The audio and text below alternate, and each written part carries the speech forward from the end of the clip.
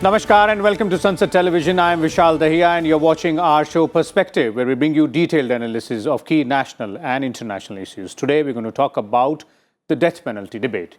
The Supreme Court has ruled that all courts must consider pre- and post-crime conduct of a convict to ascertain mitigating grounds to avoid imposition of the capital punishment. Now, the apex court's Friday verdict puts onus on the judiciary to look for a convict's reformative qualities. This further limits the possibility of imposition of death penalty, which in 1980s got restricted to only rarest of rare cases. The Law Commission of India in 2015 had also recommended that the death penalty be abolished for all crimes other than terrorism-related offences and waging war against the country. Over the past several years, concerns have been raised that the death penalty has been awarded mainly considering only the crime factor while overlooking the accused. In today's episode of Perspective, we will analyze and understand all aspects of this issue. And for more on this, we're joined by a distinguished panel of experts. Let me first introduce them to you. Beginning with, we have with us in the studio Senior Advocate Sanjay Chadha, who is joining us. Welcome, Mr. Chadha. Thank you. We're also joined by Mr. Suresh Chandra, former Law Secretary with the Government of India, and Mr. Ashok Bagaria, the legal editor of TV9, is also with us. Welcome, both of you gentlemen, as well. Let me first begin with you, Advocate Chadha, and let's start by understanding the context of the Supreme Court's latest ruling on this issue as well. Let's try and understand what Supreme Court has said and why it has said so. Well, the most important thing, as you said, in 80s, we had got the gist of those judgments was that only in rarest of the rare cases, rarest of the rare circumstances, when such an heinous crime has happened, then only we should, look for a penalty like death penalty. So it's remote. It's very rare that it will be given. Now, I would say another caveat is added with this judgment, which you just mentioned, wherein the Supreme Court has very specifically said that during the trial, because as we all are aware, that trial takes a quite lengthy time, and not only that, after that you go for an appeal if there is a case where death penalty is there. So on an average, it takes 7 to 10 years time. Why I'm saying 7 to 10 years, I can give an example of Nirbhaya case, which took 7 years. Despite being lensed by all media houses and everybody. Every day it was covered in almost all the newspapers. So here, what important thing which, the takeaway, as I can say, from the Supreme Court is that the conduct during those 7-8 years, which the person who is going to be convicted has shown, what kind of activities he has done, should also be taken into consideration. That's what is the gist and a very important factor. I think this further restricts the awarding of death penalty. But we have to always keep in mind that death penalty, as per the rule, would be given to only and only in the cases where it is a rarest of the rare case. In extreme circumstances, a death penalty should be awarded. Okay. Let me bring in Ashok here. Ashok, the Supreme Court has been working on it for years in terms of, forming the guidelines for the mitigating circumstances, as we have seen. Now, if you have to look at this journey from 1980s onwards, when this entire scenario vis-a-vis the death penalty was restricted to rarest of rare cases, to 2022 now, if you could take us through, what all has transpired in terms of the high points of this journey on the issue of death penalty, and where do we stand now? Well, Vishal, in the last 4 decades or so, as far as the application of death penalty is concerned, it's been very erratic. In the sense, the trial courts have been very erratic in awarding death penalties to convicts, because what we have seen is that most of the cases in which death penalties are awarded by the trial courts are either set aside, not confirmed by the high courts, or when they come to the Supreme Court, in the final appeal, they are set aside and the death penalty is reduced to either a life term or 20 years or 10 years in jail. So what has really happened in the last few years is that there has been a concern which has been expressed in the legal circles that the trial courts have been very, very liberal in awarding death penalty and actually giving push to the idea of retributive justice. So, what the Supreme Court has over the years felt is that although we have a base which has been laid down in the Bachchan Singh case that death penalty should be given in very exceptional circumstances. Life sentence is a rule and death penalty is an exception. They also laid down the rarest of the rare tests. And what has really happened is that the misapplication of the rarest and the rare test. So, in the Bachchan Singh case, what the Supreme Court said was that when any particular court is uh, handing out the death penalty sentence, it has to balance the mitigating and aggravating circumstances.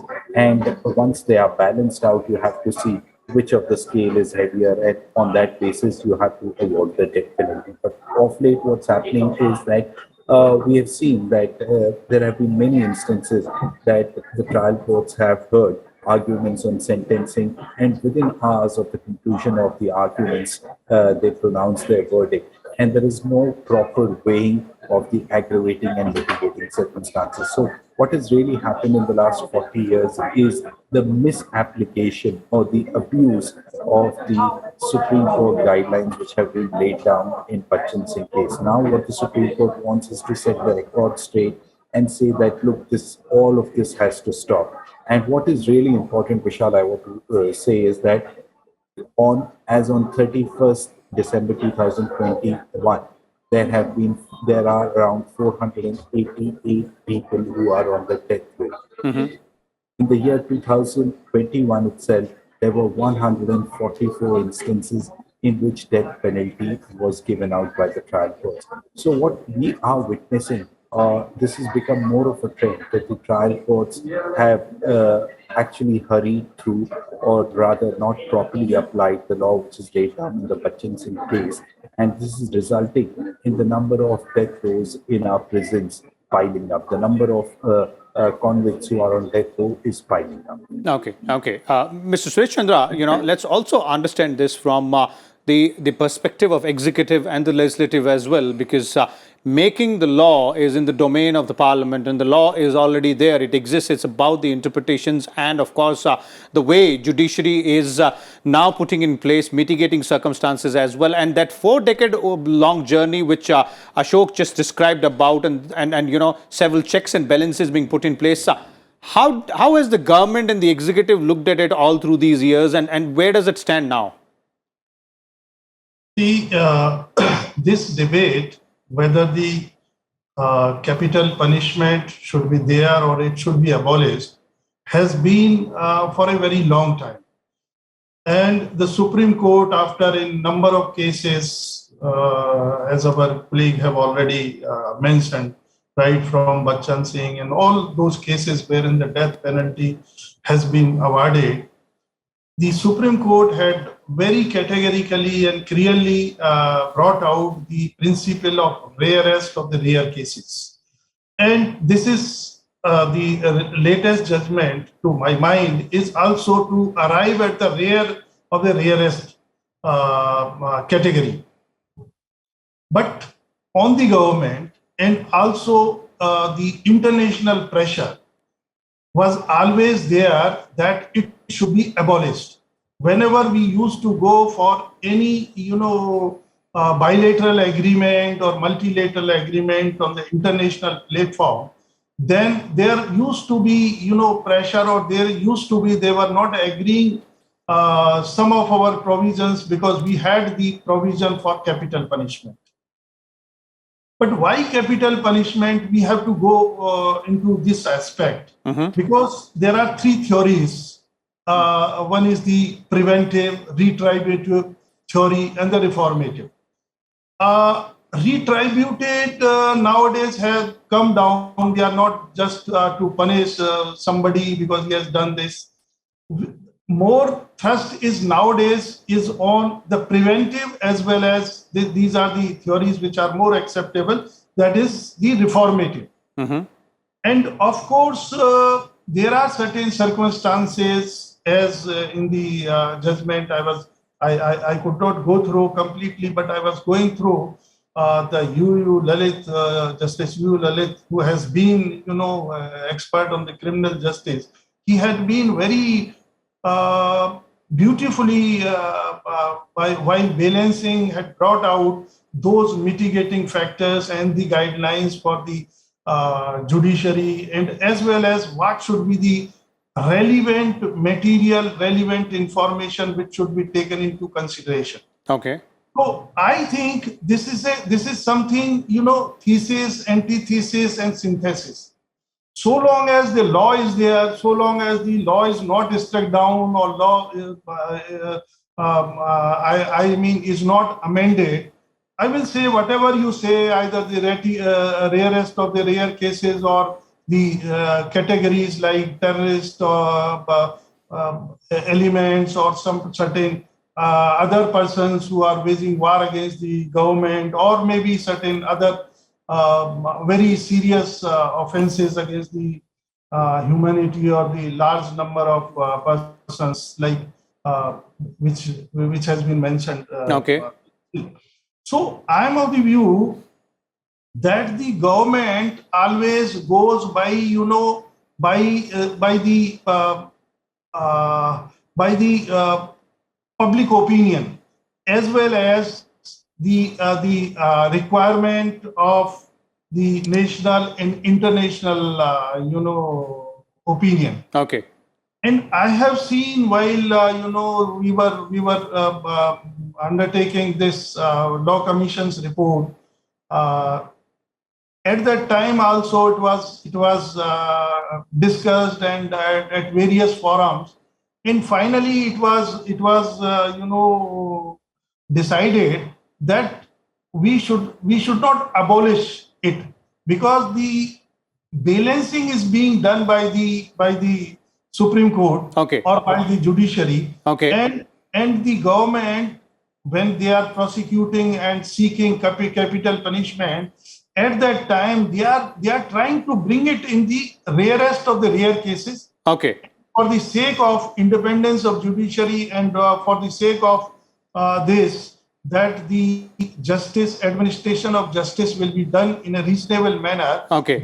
This has been kept. I don't know, maybe in future time, when we become either more civilized or we succumb to the international pressure, the parliament may decide that let us. Okay. Now that mitigating circumstances have been put in place, that also brings in focus one more aspect here. And Sanjay ji, I'd like to bring you in here.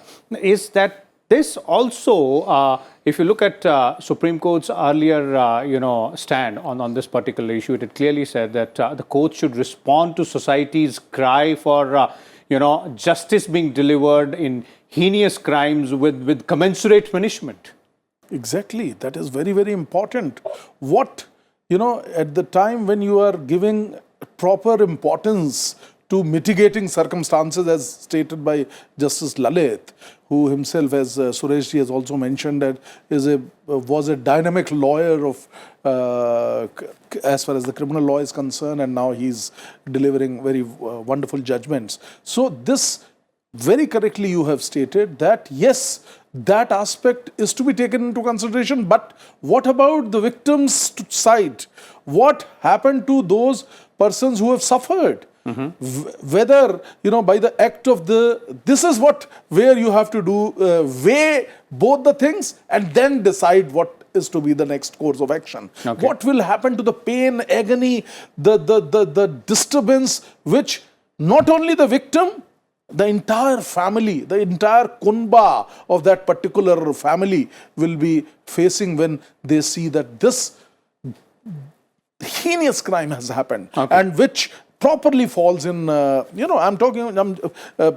just saying basis on, you just look into the facts of the circumstances. That is very, very important. And that's how rarest of the rare cases, first you have to see that. Okay. But mitigating circumstances is one aspect which we are debating here, something which, the Supreme Court has clearly laid down the guidelines for. Ashok, if we look at that aspect, as Sanjay ji is referring to, and what I was pointing out in terms of what Supreme Court had earlier said, the question here is that the mitigating circumstances also talk about pre and post conduct of the convict after the crime has been committed. Correct. Now, one opposing view is that why consider the post conduct, the conduct post the commitment of crime? Well, Vishal, I agree with what's been said, but you have to understand that the courts can't become bloodthirsty and start handing out death penalties in every case where death penalty is prescribed. So, what the Supreme Court has done, very objectively, it's laid out a test. It said the test is rarest of the rare test. The second thing, they have said that life sentence is the rule and death penalty is an exception. So, keeping these two principles in mind, you have to weigh things objectively.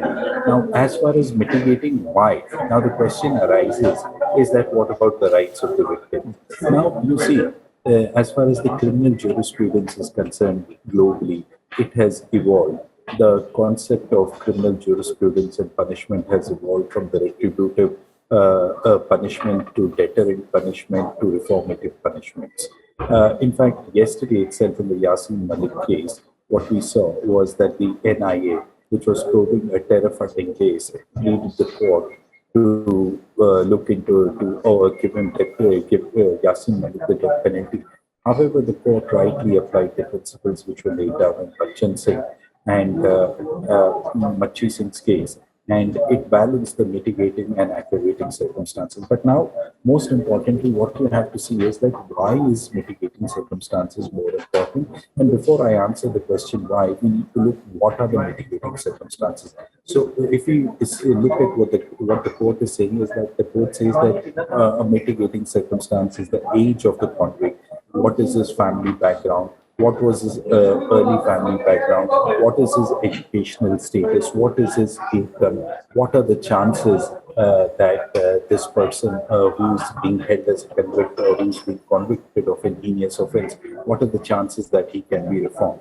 Okay. So you see, these are the mitigating circumstances. Now, coming to the question why mitigating circumstances need to be taken into account, is that the courts, the whole jurisprudence is shifted, as I pointed out earlier, from the point of retributive justice to reformative and deterrence justice. Now, the whole idea of keeping this in mind or keeping the person in jail is to make sure that this person who's become a menace to the society does not come back into the society and repeat the same offense for which he's been charged. Mm-hmm. So what the courts are trying to do is trying to see that we are not bloodthirsty. We do not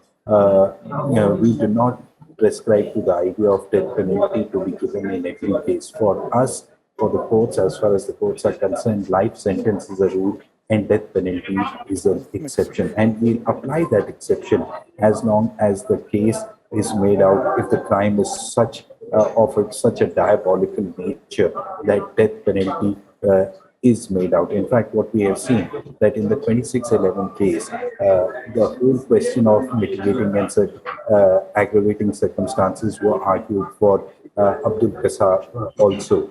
And at that point in time, the Supreme Court balanced it and said that it will be right. It will serve the interest of the society if this person was to be given death penalty. So it's not that the courts do not apply or rationally apply their mind while awarding a death penalty, but what the Supreme Court is now saying is that you have to be more rational, more objective in your application of mind. Okay, more rational, more objective there as well. Now, let me bring in Mr. Suresh Chandra here again. Mr. Chandra, striking that balance with the objective of being rational, but also ensuring that a balance is struck between ensuring that the mitigating circumstances are taken into consideration vis-a-vis the convict, and also taking into consideration the heinous nature of the crime and the impact on the victim's family and the society at large. Mr. Chandra? Yes.